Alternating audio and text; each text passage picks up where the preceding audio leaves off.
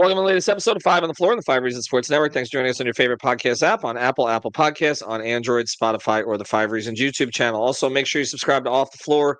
That's our Discord server, $2.99 per month. Link is right here in the description. Make sure that you click through all the way. You bypass the Apple upcharge, and make sure you pay the $2.99 because it's the only way to get access, not just to 10 channels, but to exclusive stage shows. Our guys are going live on stage after almost every game. So if you want to vent right after the game and we're not going live on YouTube or the podcast, that's a place to do it. Check it out. It's Off the Floor. Also, check out the great sponsors of the 5 Reasons Sports Network. You can probably find this guy at the Heat games. It's Eric Rubenstein. Go to ericrubenstein.com or give a call to 877-829-ERIC. That's 877-829-3742. That's ericrubenstein.com. Grew up in Lauderhill, based in South Florida. Went to St. Thomas University, magna cum laude. And what can he do? If you have a car accident, he's the guy to call. The law offices of Rubenstein. You can check him out, again, 877-829-ERIC or Attorney Rubenstein on Instagram. Trust me, it's a good follow. And now, today's episode. Down to Biscayne. Yeah. 5 on the floor, ride for my dogs. Where here's the thing, you can check the score. Hustle hard, couple scars, wearing bubble frogs. Just like Butler said, you in trouble, y'all. Kept the floor playing, got it all banned. Y'all seen the block, stop with one hand.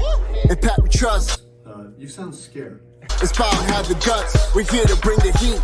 Y'all can hang it up. Welcome to 5 on the Floor, a daily insider show on the Miami Heat and the NBA, featuring Ethan Skolnick, Greg Sylvander, Alex Toledo, Brady Hawk, and others from the 5 Reasons Sports Network. Also, make sure to subscribe to Off the Floor for the most heat anywhere.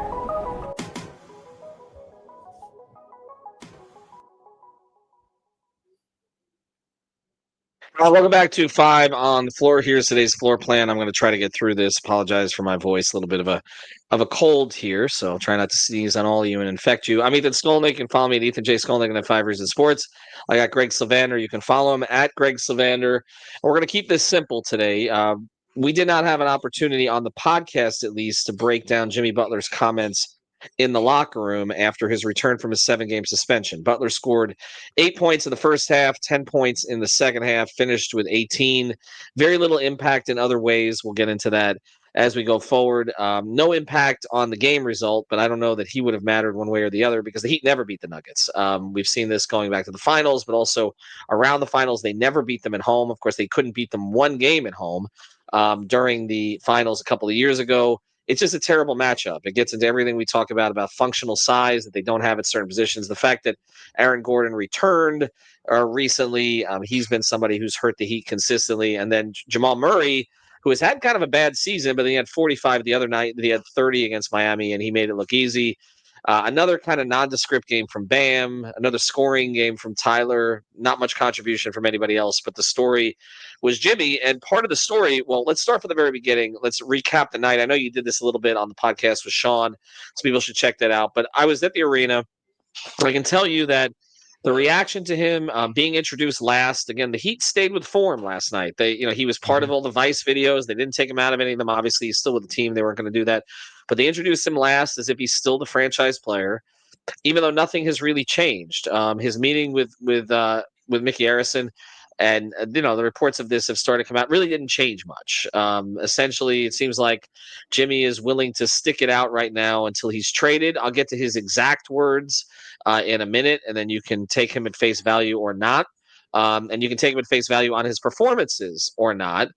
But I thought the crowd reaction was a little more positive than people thought, but not than I expected. We've talked about how the followers of this podcast and also our followers on social media, on Heat Twitter, were probably a little bit more negative on Jimmy than the casual fan that goes to see a Heat game and just wants to see 22 play on a Friday night.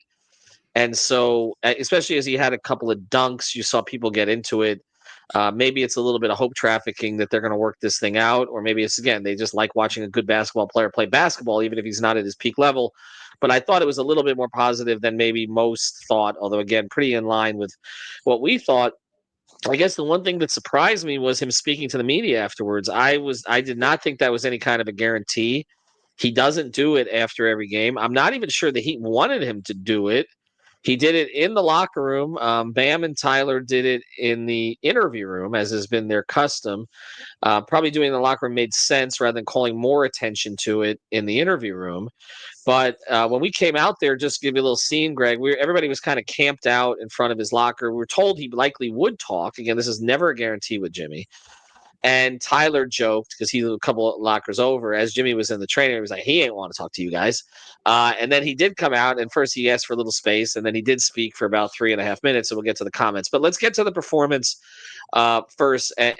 My general thought on this, Greg, is it's kind of the worst case scenario. And I say this because he did just enough that he can't really be suspended for anything that happened yesterday. Like, he did the bare minimum, but he didn't look like somebody who did enough that it's going to lead to any kind of winning with this team anytime soon. It's kind of what we thought he would do. He's good enough to put up 18 just on back cuts and other things, but he spent most of the night in the dunker spot or in the corner. Ball wasn't in his hands much. And again, I don't know if that's a Spo decision or a him decision, but it wasn't until the third quarter that we saw some signs of life from him. But overall, if this is what we're going to get the rest of the season, this is going to be hard to watch. Yeah, I mean, when you talk about worst case scenario, you're right, because it's like he is in that mode of, I'm just here to not get fined. Like, I'm just going to do enough to basically make it from point A to point B, and that can sabotage the rest of this season. And I just think like that's the thing that keeps sticking with me. And I also want to go back to Jimmy, and his return yesterday. But the thing that sticks with me is that this is starting to bleed onto the court, bleed onto the basketball. And it's a shame that happens. Maybe it's the sacrificial kind of season, and that's just the way that it'll go. But to come in with a Jordan jersey, wearing the 4-5 in a Chicago Bulls gear, to release the press release like Jordan memo that he's back, to me, it felt very self-involved. I got yelled at on social media for being, I guess I'm an older man now. And that's, they're basically yelling at me for getting upset about any of that. It's not that I was really upset with anybody specifically. It just feels like it's a lot less about the team and a lot about him and eyes on him. And I just didn't necessarily think that he's done anything to deserve that level of attention. And there was a level of excitement that felt like almost everybody kind of got brainwashed, and it was a little naive. Yeah. But again, I'm maybe a little too close to the scenario. We talk about this every single day, and I'm starting to get tired of it. I'm tired of watching it. I'm tired of the uncomfortable kind of vibes, and I'm not even there. So like, I could just imagine how other people that are trying to be professionals are feeling. So that's kind of, the crux of it. But you're right. Like, for him to come back and not make waves, but say just enough to make a few headlines and ultimately just be kind of nondescript, I think that's a really tough place. It puts the Heat in a tough position. But what else can you do? You kind of just have to go through these motions. Spo alluded to them continuing to be really professional and just get ready to win games. That's the company line that they're going to spit, but it's just difficult to figure out if they can actually make that work on the court. Well, and he's not going to speak about anything. It's clear, not on the record. And so, he's like, I know what story. I mean, Ira asked the tough questions yesterday, credit to him. And, Spo's response was, I know what storylines you're looking for, but our defense, we got our asses kicked. Nobody wants to hear that right now. I understand why he has to do it. I mean, this is a 20-20 team. They've been an average team with Jimmy. They've been an average team without Jimmy. I mean, that's pretty much where this is. It's a whole lot about nothing on the basketball court itself. This is not a contender. It doesn't look like there's anything they could do to add this season to make it a contender. And so this, in a way, gave us kind of 3 weeks of entertainment, I guess, with the back and forth leverage plays being lobbed. But now it's going to settle into basketball at some point, and the basketball is getting uncomfortable to watch. I'm with you on that. And his press conference yesterday, and I was there, not a press conference, but his press availability, he was up against, the training area where they go in and out the door. He's got that corner locker there that Dwayne used to have. And, again, he got asked a series of questions. We'll get to his actual responses here in a second, but I don't think it made anybody feel better. I also don't think it's going to get him suspended. So again, it's in this kind of middle ground, which it feels like, I hate to say it, where the Heat have been now for a long time, in the standings with their roster, in between builds, and now they're kind of in between with Jimmy Butler. I mean, just to show a little musical range here, I mean, there's a Cure song called In Between Days. I felt like I was living that yesterday. And then also, I know you're a Kendrick Lamar fan. The very first song that they played for warm-ups yesterday was Squabble Up. Okay, so it's like, I think like there are a lot of people that seem to be in on the joke here. Like Kevin's clearly in For on the sure. joke, Kevin Love, and Jimmy actually referenced that yesterday. But there's some things he's saying that just strike me as a little disingenuous at this stage. And I want to get to the Ramona Shelburne report because I haven't gotten a chance to comment on that.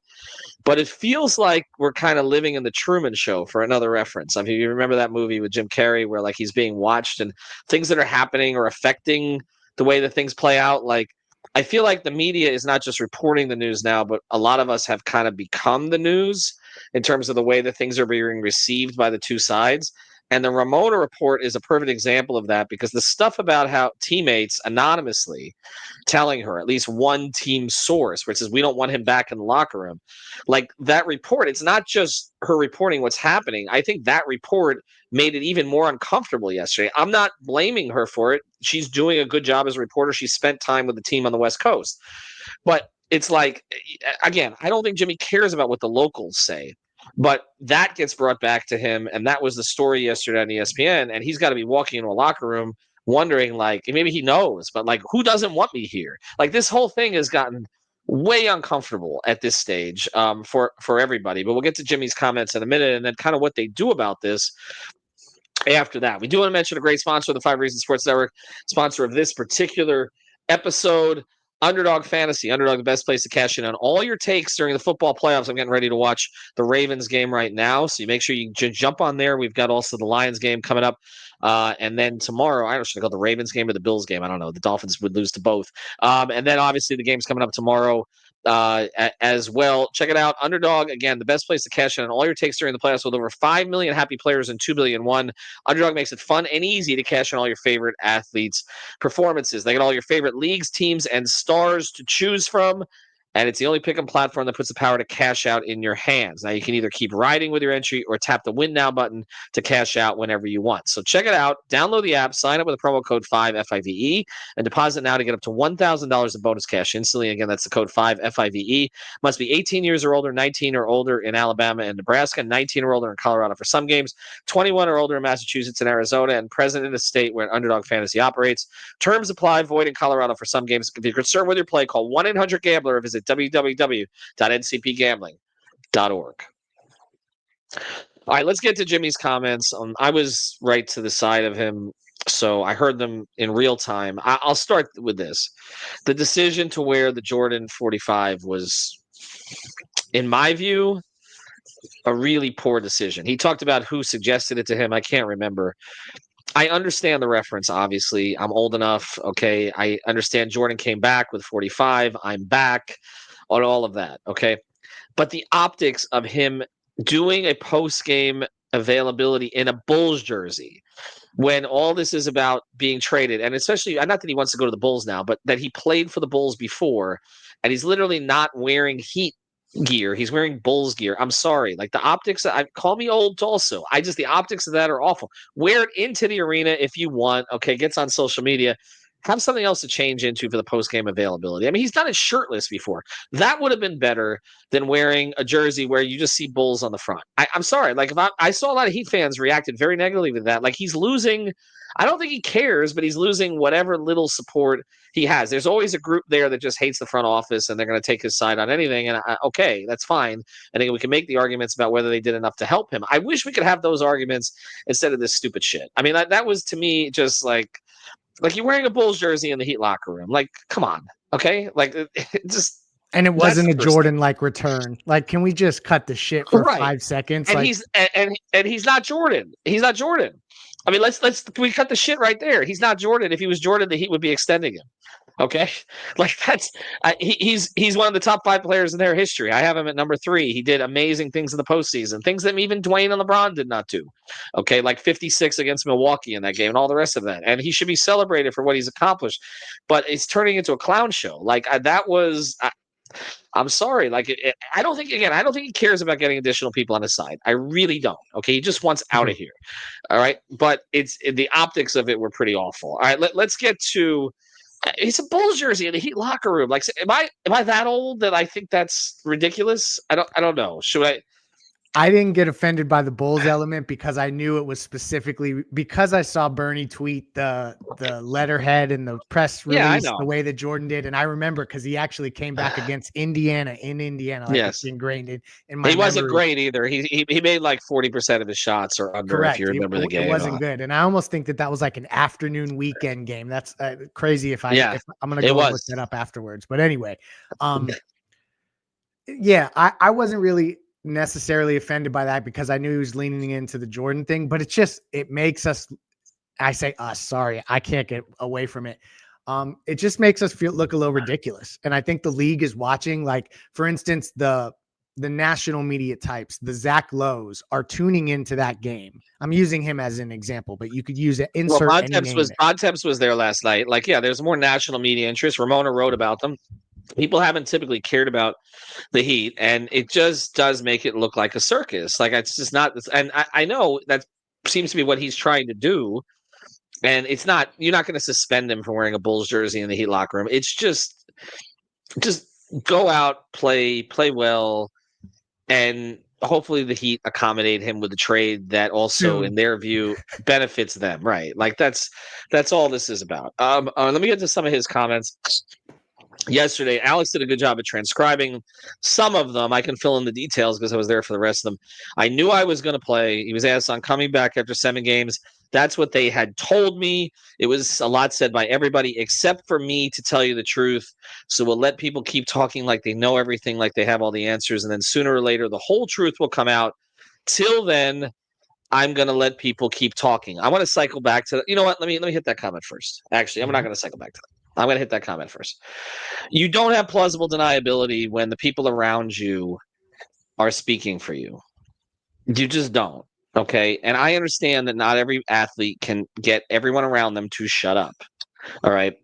But this has not been like 1 or 2 leaks from his side. It's constant. And it started right after Phoenix visited on December 7th. So to say that he hasn't said anything, that's true, okay, directly, other than he lost his joy and the things he said after the Indiana game on January 2nd, right? But I mean, where do we think that Shams and others have been getting their information that is from his side? I mean, is it this coincidence that it's all Phoenix directed and that his friend has been tweeting Suns stuff for a month? All right, like, well, I mean, it's just, again, gushing over Bradley Beal on Christmas. Right, like, don't piss on our leg and tell us it's raining. You know what I mean? Like, isn't that the expression? Like, okay, he says, I'm looking at it again. That's what he told me. It's been a lot said by everybody except for me, to tell you the truth. But the Heat don't want this stuff out there. This does not benefit them. It doesn't benefit them in terms of the way that they handle their organization, and it doesn't benefit them with their players, their current players. It doesn't benefit them in terms of getting value for Jimmy. They have basically talked about things in response to reports that have come out there that they have felt the need to clarify, and those reports have all been from Jimmy's side. So it's just very disingenuous to say there's a lot of people talking except for me. Greg, if I was to sit here and tell you and Alex and Brady something, okay, and Sean, I probably wouldn't tell Eternal. I'm just kidding. No, I probably wouldn't tell Eternal. But if I 19-minute mark, he'll pop in there. If I tell you guys all something about the direction of the network or something like that, okay, and then what we're doing here, a 5 on the floor, and then it leaks out on social media, and I'm saying, oh, I didn't say that. I didn't say that. I mean, you didn't hear that from me. I mean, come on. You get eye rolls from the majority of us. Right. Okay. Well, I get eye rolls from all of you anyway, but I'm just saying, like, I get a lot of eye rolls there. It's disingenuous. All right. The next part of this, on if the situation with the Heat is fixable, I was told to say no comment So no comment. Now, the question becomes, who told him to say no comment? Did the Heat, starting with the Arisons, tell him to say no comment? Or did his agent and his other representatives tell him that the best thing to do was to say no comment? Could be either. A no comment is a comment. This is true. It's not fixable. Okay, it's obvious it's not fixable. I mean, I think that's the one thing I would agree with Butler on. Like, it's not. This is not a fixable situation. Like, for the fans who had hoped, like him being back yesterday, and suddenly there was going to be a contract extension. If the Heat ever had any consideration of giving that to him, So that's gone. And if there was any chance of him accepting it in the current situation, not happening either. So, like, let's get over that. Like, they are going to part ways at some point. The only question is by which vehicle it happens. Trade, opt in, opt out, opt in and trade. When it happens, where he goes, it seems still like Phoenix is the one that's the most motivated here. But as far as them reconciling, like, maybe after his career, and I don't know who's going to be making the decisions at that point for the Heat, and you want to get 22 in the rafters, and we're going to have a lot of conversations, but 6 is going to get in the rafters first at this point, because their feelings about LeBron are a lot more positive than their feelings are about Jimmy at this stage. Because, again, for whatever LeBron did on the way out the door, and I know they weren't happy with it, and sort of the dog and pony show in Vegas and everything else when he knew where he was going, and not allowing them to make signings by not telling them sooner. I get all the frustration, but he also had an option in his contract, which he exercised, and he left. And he went back to Cleveland to try to win a championship there. And most of the people in the front office, I can tell you, have come to grips with it. Okay. And so 6 is going to get retired. I don't think there's any doubt about that. And it deserves to be, by the way. Deserves to be. And I actually think there's a better chance of it happening now that they're going through this with 22, because what 6 did doesn't look so bad now. Okay. It really doesn't. Compared to this. He never quit. Off season. In the offseason, and he never quit on that team. And that was a dog team that last year. That was not a finals team. They amnestied Mike Miller. They replaced it with Beasley, a broken down Greg Oden, Tony Douglas. You want to talk about not adding talent to a team? Between the third and fourth years, they were going to refresh it the year after, but that year they did, and he didn't give them the chance. And that's when they were looking at Gasol and Lowry and Deng and all those guys. But that year, they did not have anything going, and Dwayne was hurt a lot, and LeBron didn't know about it until right before the game, and he was frustrated with Dwayne. I was there. I covered all but 3 games that season, okay, including the playoffs, home and road. That season, as Dwayne told me in a piece that I wrote for Bleacher Report the next year. Last year wasn't fun. Was not a fun season. But you know who showed up every single game? LeBron James, okay? Cannot be any issues with LeBron on that going forward. And compared to Jimmy, there's no question 6 goes up way before 22 goes up because of everything that's happened here. All right, so let's get to a couple of the other comments here. On his teammates, my beef not with them and never will be, never has been. There was just so much, and sorry to interrupt. I'll sneak this in here. The overarching theme of all of this, of whether he starts by saying they had told me that this is what was going to happen, or they told me to say no comment, or my beef is not with them. It's just very much like him and them. And it's just that division is so, I think, inherently toxic to anything that you do. It informs every decision that's being made in the room, never mind like in the larger scheme of things. And so it's just, I keep cycling back to this, and I'll sound like a broken record, but I think the Heat have to be really motivated to get this moving here from a trade perspective. Like if something pops up that's even remotely viable, I think they got to start being a little bit more like less rigid on what maybe comes back. Don't you think they told him that? I'm maybe not about exactly what they were going to do, but my guess is I think it's a guess, because I can tell you the Heat are not leaking details in the meeting. I've tried. Okay. So Amen. if you start to hear stuff coming out, it's because he told someone else, and then again, plausible deniability. It wasn't from me.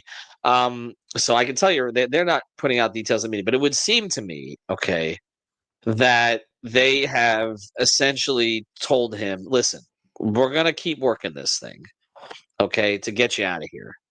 Just show up. That's all. Okay. That seems to me like they reached that sort of baseline. Now, when he talks about never having an issue with his teammates, again, this is where it gets super uncomfortable, because, you have Ramona's story where some teammates are kind of tired of him. And by the way, we've been suggesting that for a while. Like, I'll say this about Ramona's report. Okay. There's nothing in that report that I was like, wait, that doesn't New add up. news. Yeah.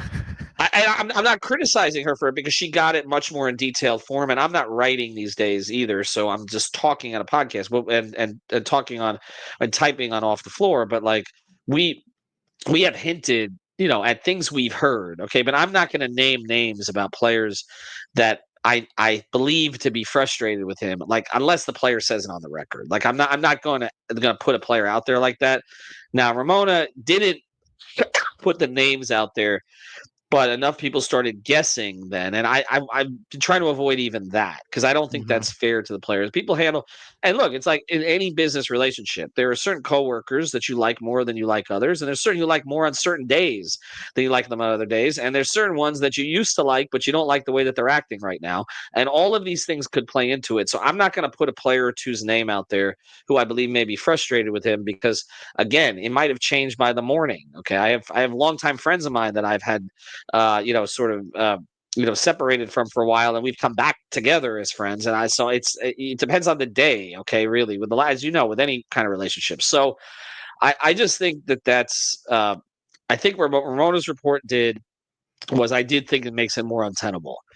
Not her fault. She's doing her job, but I think it makes it more untenable because how do you play basketball? This is not singles tennis. This is not golf. Okay, how do you play basketball with people who don't want you there? Like I'm just looking at it let's look at it from Jimmy's perspective. Yeah. Like He looks like he's suffering. He doesn't look like he's having fun. Like I watched it, and we were examining everything. Like Brady panicked because he couldn't find Jimmy on the bench after the third quarter. Like that's where we're at right now. Like I noticed him pick Bam up off the floor, and I'm like, oh, okay. I mean, like this is the kind of stuff. Like instead, we're not watching the basketball, right? We're watching like interpersonal relationships. Like this is like the Real Housewives of Dade County, or the Real House Husbands of Dade County. What's that? It's the Heat's worst nightmare, by the way. It's awful. It's awful. This is not and like okay. So tomorrow, Wemby's coming into town. Okay, and this is the next guy in the league. Okay, represents everything good about the league. He's a top 10 player this year. He's got that team in playing to playoff contention, and the Heat trying to battle him should be the story here. But again, it's going to be about. Does Jimmy look like he cares in this quarter, or does it look like he does care, but Spo's not putting the ball in his hands? Like the ball was not in his hands in the first half. Now, what went into that was that Jimmy's decision again to go. We swat every possession, dunker spot, quarter, dunker spot, quarter, dunker spot. No pick and roll reps. No pick and roll reps. Nothing. Now, again, is that Spo punishing him? Probably not. Okay, it doesn't seem like that would be wise in his return. Is it a case of the guy hasn't played in almost a month? Like he missed. I mean, he was out, right, with the ankle or the sickness or whatever it was, right? And then suspended for 15 days. Suspended for 15 days after he like jogged at most through 2 games, right? So I mean, he hasn't gone hard here in almost a month.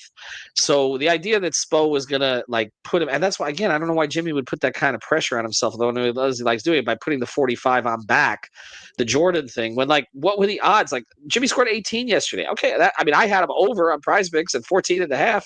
Okay, like he went over because he can score 18 in his sleep if that's what he wants to do. He's going to get the opportunities on putbacks, on cuts, and all that. But his overall activity level, and then there were clips, okay, and I know people are going to say I'm cherry picking here, but there are Heat fans who were also Butler fans who were sending me clips of him not putting his hands up on defense. There were no steals last night, right? Like that is usually a sign of his activity. I don't think he had his first rebound until like late in the third quarter. Yeah. And Duncan like had him in the corner there and instead threw an impossible like cross court skip pass to Tyler. Did you make that the play of the day?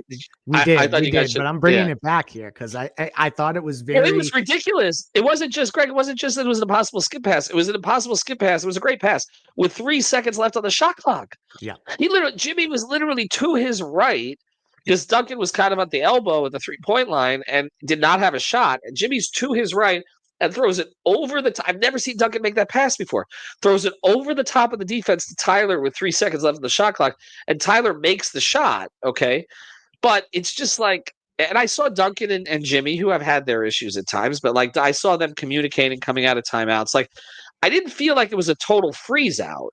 And I also don't feel like he was totally quitting. It was like kind of somewhere in between. Again, the in-between days.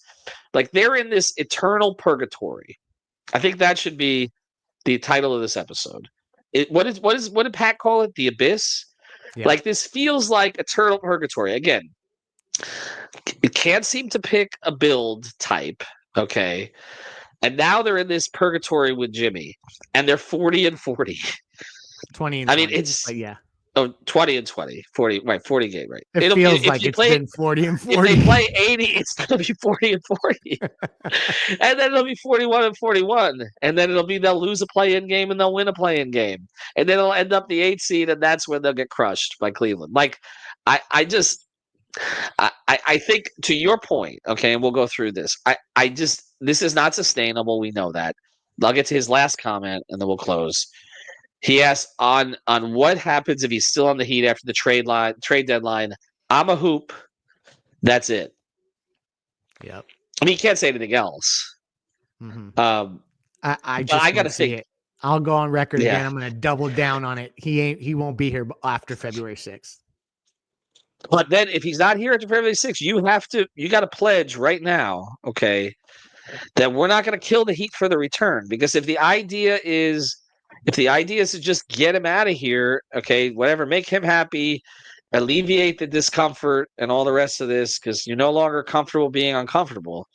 Like, then if they get something back that we don't like how harshly are we going to judge that? And that's the thing. And then people will say we're carrying water, but that's why my attitude is a little more lenient. My attitude is, you know what? If he's here, they're not going anywhere this year anyway. Okay, I'm not saying it's fun to watch, but I still think that's better, even as uncomfortable as it was last night. I still think that's better than taking a bad return. Mid-level, to your point, sorry. If they take back contracts that go beyond this season, they're not going to have necessarily any flexibility this summer. So you're not going to inject new life into this thing. So like my thought has always been, okay, maybe the bend don't break scenario here is just get them to line up for 2026. Make sure they expire by that summer. But to your point, if they do have to just kind of make a deal right now, irrespective of the return, and just get him out of here, it could be a situation where like everyone wants them to go get a player this offseason with the mid-level exception, but they do not have the spending power to go and do that. So it is definitely something to consider. And that would be like the Middleton, Portis, Sexton, Collins, those kind of packages would absolutely negate flexibility this coming summer. Right, that's the issue. But then you get the flexibility back in 26. And again, that becomes the question. Like, can you get something out of Middleton to at least get yourself out of the play-in this year? Maybe you're in the play-in and win in the play-in, so at least you have a playoff series. Bobby Portis probably helps them up front, although I think he blocks Jovic a little bit. I wouldn't be too keen on giving Jovic his minutes or giving him Jovic's minutes. The Sexton deal, like, I think Sexton's a player who actually could have a future with the Heat. Like, he fits. He's inefficient in a lot of ways, but he has a dog mentality on defense. Like, I feel like he plays hard. Okay, I know Terry plays hard too, but it really is to no effect lately. I kind of feel like Sexton might be a keeper with them. They've had shots at John Collins a million times. And to me, that's John Collins is like a good player on a bad team. Like but Sexton strikes me as somebody who could be a rotation player on a good team if you got the shot diet down a little bit. Whereas Rozier doesn't seem like that's the case right now. But however way you look at it, it ain't great right now. Like I said, Jimmy and the Heat are both in purgatory. They remain in purgatory after his play and after his comments. And I don't think people are looking forward to going and watch him play on Sunday. I don't. I think like the novelty of this story and his return. I hate to say it because I want our downloads to stay where they're at, but there's only so many ways we can talk about this at this stage. I mean, it's like Dwayne said, it's a shame. It's a shame that this has become this much of a mess. And it's like both sides are now, it's just do enough to kind of navigate it to the end. That's kind of where we're at. All right, Greg, appreciate it. Underdog, use the code 5 FIVE, and EricRubenstein.com. Reach out to him if you have any kind of a car accident. Have a good one, everybody. Thank you for Jimmy. listening to the 5 on the Floor on the 5 Reasons Sports Network. After all, someone needs to listen to my dad.